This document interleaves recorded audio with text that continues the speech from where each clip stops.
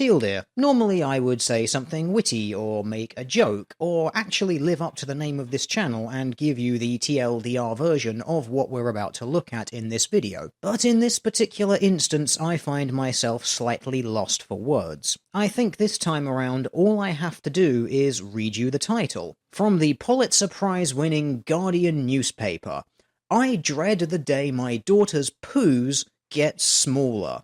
For now, my toddler is proud of her huge turds, yet one day she, like all girls, will conform and shut up about her marvelous self. Let's just take a moment and let this sink in that this is considered journalism. You are talking about your infant daughter taking a shit, and this is news. Okay. There are a number of thoughts that I have about this before we even go into this article, and I'm just going to get them out of the way right now. Firstly, it is normal for young children to have a level of pride in their fecal matter. This is quite normal given the fact that when you are toilet training an infant, you will positively reinforce the good behavior that they are exhibiting. Good attention breeds good responses, which means they are going to respond positively when they know they have done something right, in this case doing their business in a potty or in a toilet as opposed to in their underpants. It is entirely normal for a young child to seek out positive parental attention, so this shouldn't be a surprise to anyone. And when they get older and they're doing exactly what they're supposed to do, i.e. using a toilet, you will stop praising this behavior and they will then stop seeking out that praise. It's the exact same train of logic as to why when a child scribbles a load of things on a piece of paper and then toddles on up to you and is like, "Look, mummy, look, daddy, look what I drew," and you praise the child. The child is coming to you with that thing because they know they're going to get positive attention and praise for what they've done. This is positive reinforcement of positive or desired behavior. This is child psychology 101. It's also dog training psychology 101. Hell, it's psychology for adults. But whatever, I'm getting sidetracked. Let's get back to this actual article. Specifically the "she will shut up about her marvelous self" part. Are you sure? Because there is overwhelming evidence that the young people of today are some of the most narcissistic and least empathetic people who have ever existed. From a generational perspective anyway. I can't help but think that this is at least partially fueled by the fact that we have parents telling their children that every mundane little thing they do, such as emptying their bowels, makes them marvellous. But it's fine, I'm sure when your daughter becomes a teenager, none of those chickens are going to come home to roost. Well, now that we have those 4 thoughts out of the way, I think it's time that we leapt headfirst into this massive, steaming pile of journalism. Look, I'm telling you now, before you judge me too harshly on what I'm about to reveal, that apart from taking lots of photos, I'm not an overly gushing parent. Of course you aren't. That's why you are writing in the national newspaper about your child's chocolate logs. I find lots of baby and toddler stuff that I must do with my 2-year-old quite unbelievably dull, about as stimulating as watching repeats of the weather forecast in the dark. So most of it's dull, but when your daughter fudges her Huggies, holy shit, stop the presses, we've got an article on our hands. I think you should consider a career at Gawker. These first 2 years that everyone said would go so quickly, for much of it, the minutes have passed like hours. Not that the slowness has made my memories any clearer, as I still have no idea where I put, say, the lock of hair from her first haircut that I said I would keep forever, or if her first word really was Abu, followed by Hamza, or was it merely cat?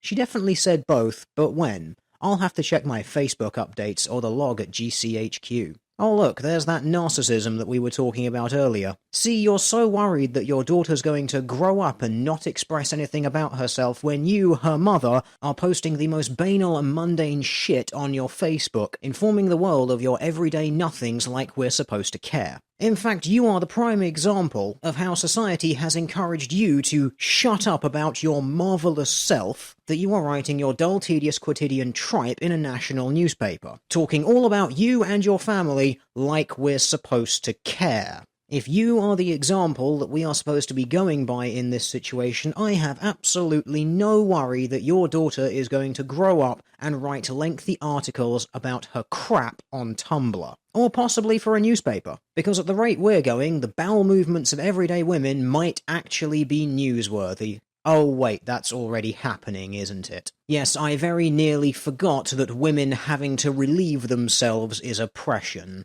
So it is in the context of this lack of precise gushingness that I must make this confession.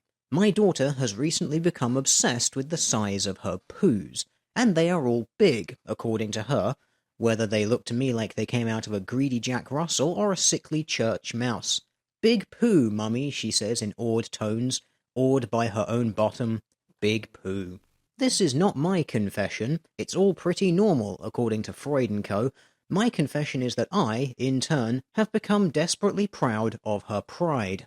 Yes, this is because you are a parent. And I've noticed that parents, especially when they have really young children, have this wonderful ability of turning off the rational part of their brain.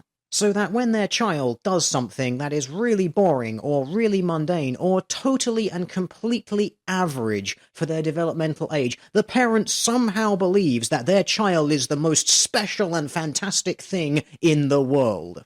I'm so in love with her big poos that I can't bear the idea of them stopping. Don't worry, they're going to continue for the rest of her life, I can assure you of that. Of her realizing that there aren't things you want to show off about. Of the day when somebody makes it clear to her, whether by accident or design, that sweet little girls aren't supposed to describe the massive steaming achievements cruising out of their bums, propelled by the wonders of peristalsis into the marvels of the plumbing system. That curly little blondes such as she should desire to be small, and contain, and clean, and dress up as pink princesses, and shut up about their dirty selves already. Enough. I dread the day those whopper turds have got to go. You know what's sad about this is you can't see past your own gender politics. No one particularly talks about their stools, male or female. Not in day-to-day conversation anyway, unless you're a doctor, in which case it might come up fairly frequently, depending on what your specialization is. Aversion to fecal matter is actually quite normal among humans. Aversion to bodily fluids in general is actually quite common for humans. And there's a very fascinating series of evolutionary reasons for this natural behavior, and we'll cover that towards the end of this video because it's really rather interesting. But for now, we're going to move on to something else. Rather funnily, the person who by accident or design is going to inform your daughter that they don't care about their turds anymore is probably going to be you. Eventually, you will get sick of hearing about it, and you will say, okay, that's nice. And as it becomes a more mundane experience for your child, they will stop showing off to you about it, especially if you stop positively reinforcing them to show off to you about it, because they will also get bored of it. But I've got to say, I love this particular turn of phrase here. The massive steaming achievements cruising out of their bums. Really.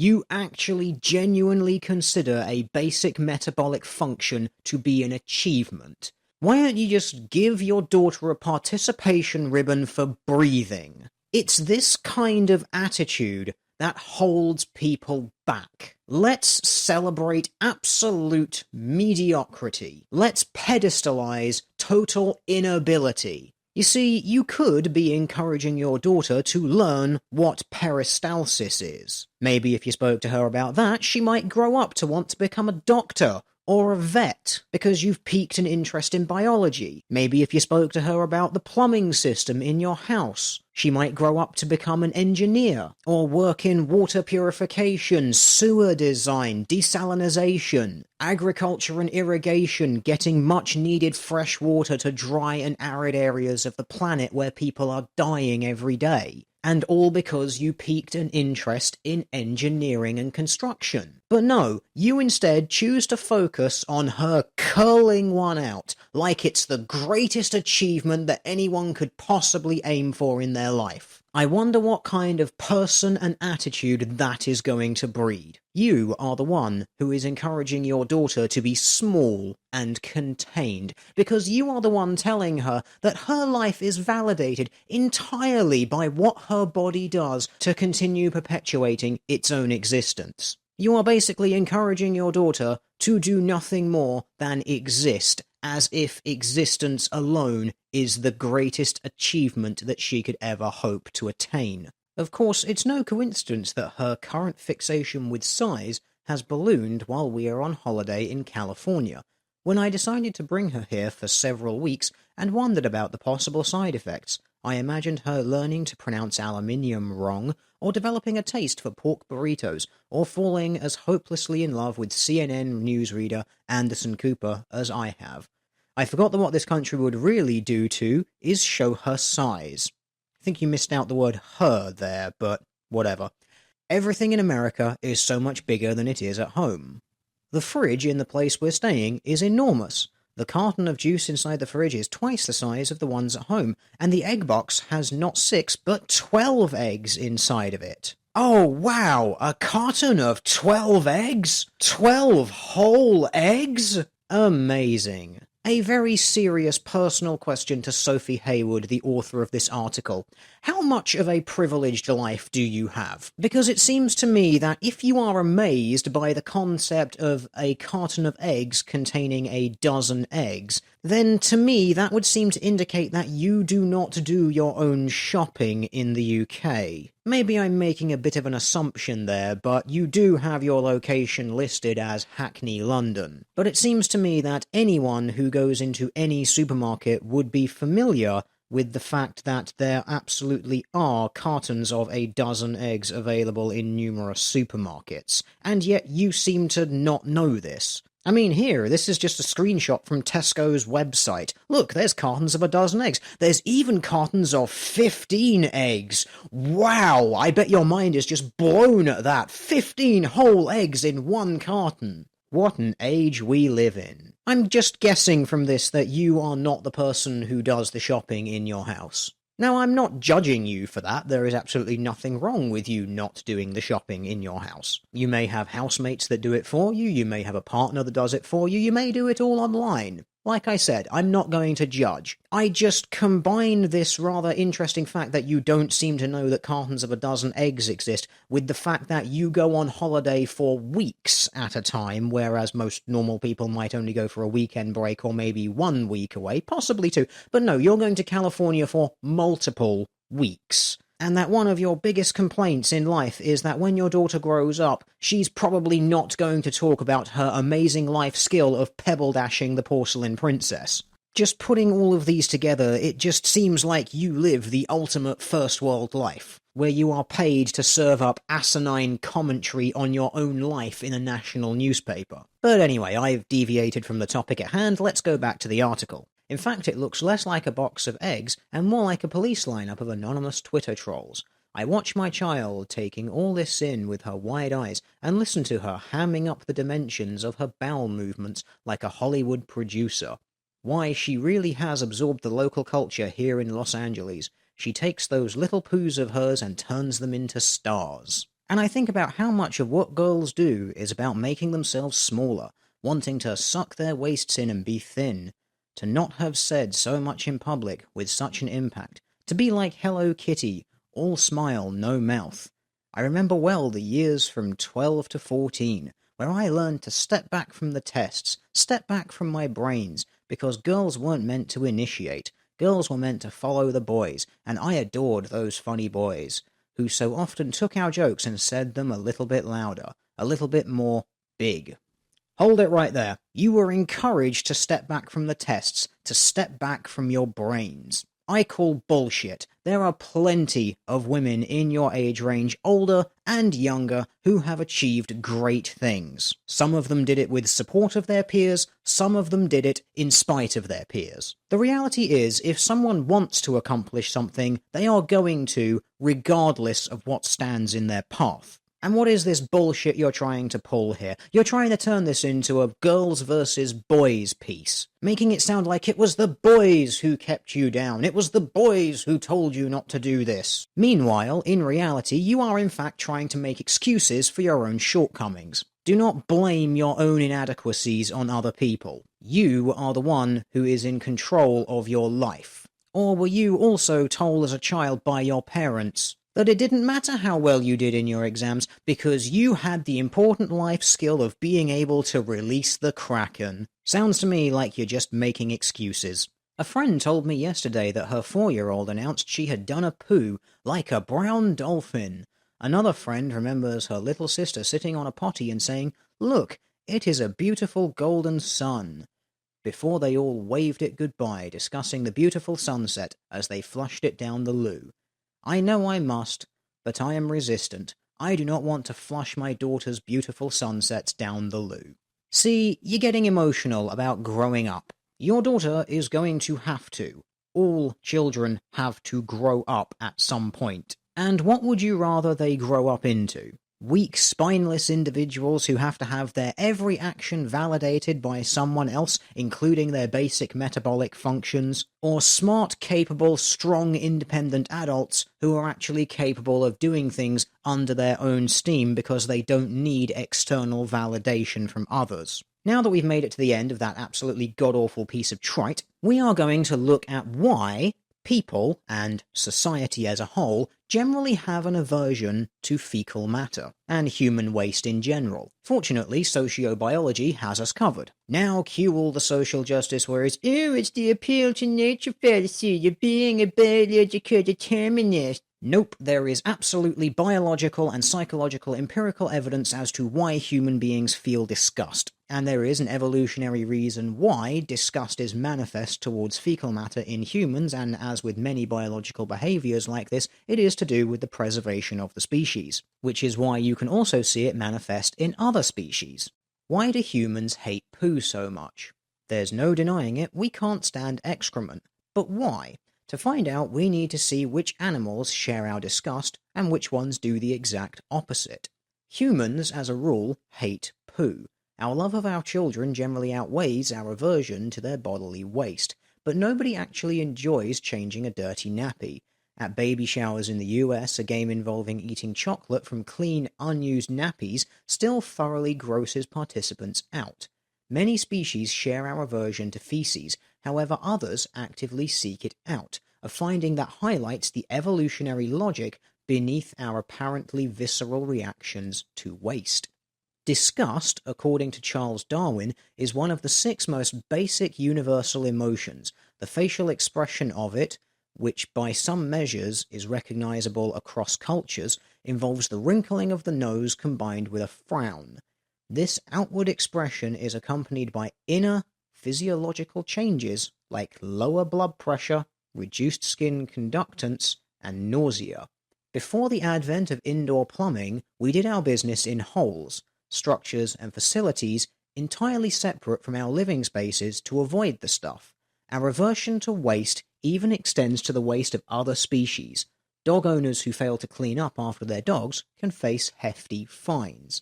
Ours is not the only species that goes out of its way to avoid exposure to disgusting things like excrement, and for good reason. Psychologist Paul Rozin of the University of Pennsylvania argues that our disgust response reduces the likelihood of ingesting disease-causing microorganisms in decaying meat, feces, vomit, or blood. It may even help keep us away from others who may be infected or diseased. In his book, How the Mind Works, US psychologist Steven Pinker writes that disgust may reflect an intuitive understanding of microbiology. Since germs are transmittable by contact, it is not surprising that something that touches a yucky substance is itself forever yucky, he says.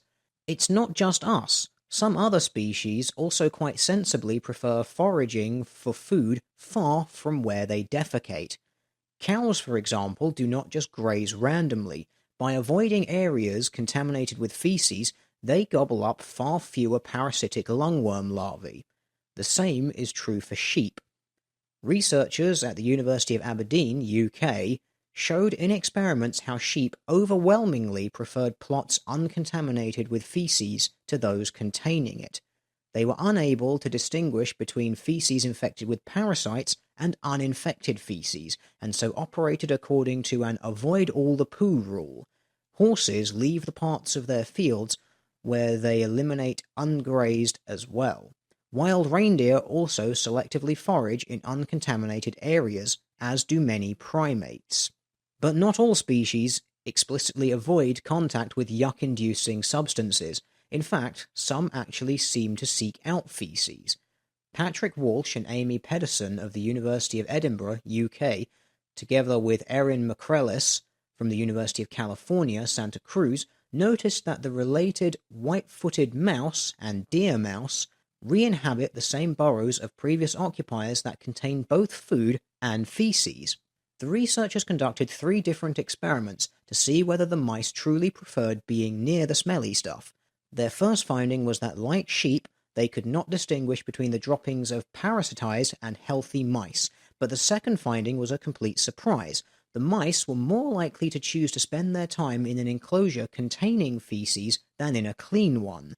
When given a choice, they preferred cotton previously used by other mice to unused cotton for nest building. Perhaps most surprisingly, the mice even preferred parasitized cotton balls to clean ones. These preferences also applied to their foraging behavior.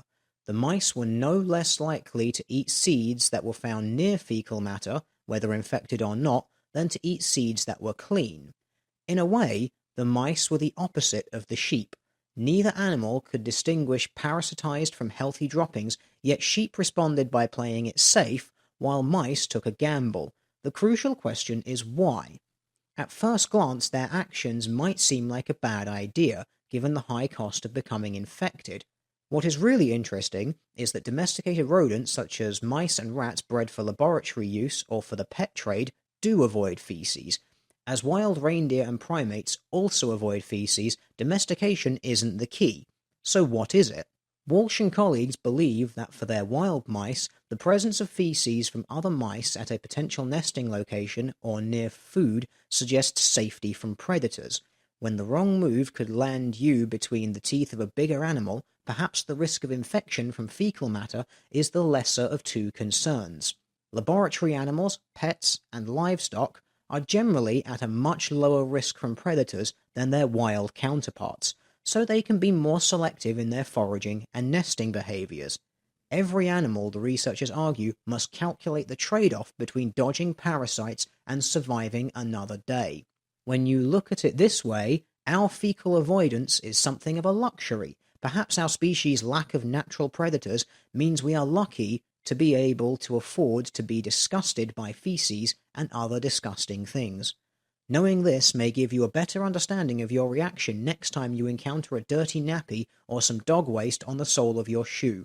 It probably won't make them smell of roses, though. So that article is somewhat a quick and dirty introduction as to why people basically don't talk about feces. People have a natural aversion to it. The reason that babies and toddlers don't have this aversion is simply that their brain isn't fully developed yet. A baby can sit in a soiled nappy for ages because, hey, it's warm, squidgy, and comfortable. They don't care. It's only when it starts to chafe and irritate their skin that they start making a complaint about it. And rather interestingly, that sort of experience is why they then grow up to start having more of an aversion to fecal matter. The daughter of the woman writing this first article on The Guardian, she might be fascinated with the concept of fecal matter, but she wouldn't want to handle it or eat it or do anything like that, because the natural aversion towards that particular substance is already starting to develop. And as she grows up and understands that it's not only her that has that aversion to it, once children start developing the sense of other when it comes to people, they start being able to put themselves into other people's shoes, they are going to realize that other people have that same aversion. So they know that other people have that aversion, they know that they themselves have that aversion, so they're not going to intentionally talk about something that they know other people aren't going to like. It's part of basic social acceptance. People don't like offending or upsetting other people. because as a general rule, upsetting and annoying other people in nature gets you killed. Another biological behavior hand-me-down from human ancestors, from the tens of thousands of years from human history since before they were even considered to be human, where social ostracization and alienation from the group basically guaranteed death. This is why apes and monkeys tend to forage far away from their fecal matter. They even know that since they have an aversion to fecal matter, that other members of their species also have an aversion to fecal matter. This is why apes and monkeys will throw feces at each other. It is a disgusting, provocative move, because they know that revulsion to feces is nigh universal. Sure, there are some examples of apes engaging in coprophagia, that is, eating of feces, but this is generally a misinterpreted event. Normally when it's witnessed, the apes aren't actually ingesting the feces, they put it into their mouth to chew seeds that have passed through their digestive tract out of the fecal matter. They will then spit the remaining fecal matter and the plant fibers out and swallow the seeds again. And in this particular instance, it's an adaptive feeding strategy that is used to cope with scarcity of food, i.e., it's not normal behavior. But why are people so inherently disgusted by their own fecal matter, and especially by the fecal matter of others? Well, as the BBC article pointed out, it does seem to be because humans have a sort of inherent understanding of microbiology. Extensive studying has revealed that the microbial contribution to human fecal mass is basically 50%, if not more. That is to say that half, if not more than half, of the solid mass that passes out of a human is bacteria. Coliforms and streptococci are two of the most common bacteria found in fecal matter, and these are coincidentally the two main kinds of bacteria that are tested in water purification to find out if it's safe to drink. Now, streptococci is a bacteria that most of you have probably heard of at some point. Obviously, there are a multitude of different kinds and different classifications of them, but they lead to all sorts of diseases and problems such as throat infections, impetigo, cellulitis, ear infections, sinusitis, and so on and so forth. You get the idea. Coliforms are a different bag entirely, and specifically we're considering Escherichia coli, or E. coli as most people know it. And most of them are absolutely harmless, except for the ones which cause nausea, vomiting, abdominal cramps, water or bloody diarrhea, fatigue, and fever. I'm sure you're getting the idea why there is a natural aversion amongst many animals, humans included, towards fecal matter. And as has been discussed on this channel before, this is another instance of feedback